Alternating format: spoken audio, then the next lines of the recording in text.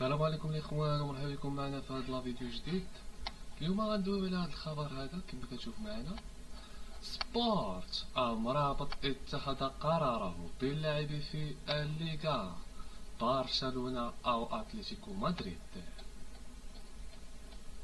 اصبح مستقبل النجم المغربي سفيان امرابط يثير اهتمام الصحف العالمية وخاصة الإسبانية منها، بعد أن ارتبط اسمه بالانتقال إلى برشلونة بإصرار من المدرب تشافي هرنانديز.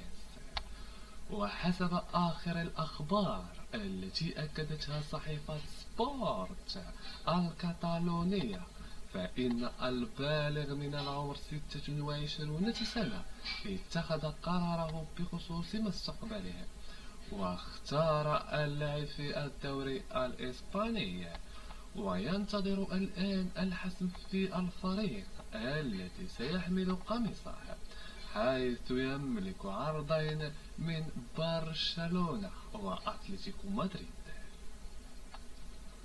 ويملك سفيان أمرابط بعض العروض من الدوري الإنجليزي الممتاز، لكنه يفضل اللعب في الليغا، حيث يرغب دييغو سيميوني في التعاقد معه. نفس الشيء بالنسبة لتشافي، إلا أن المشاكل المادية التي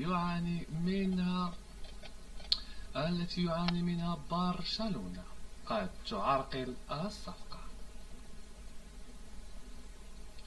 تجدر الإشارة إلى أن نادي فيورنتينا في طريقه لبيع أمرابط خلال الميركاتو الصيفي مقابل ما لا يقل عن 30 مليون يورو، إضافة إلى المتغيرات.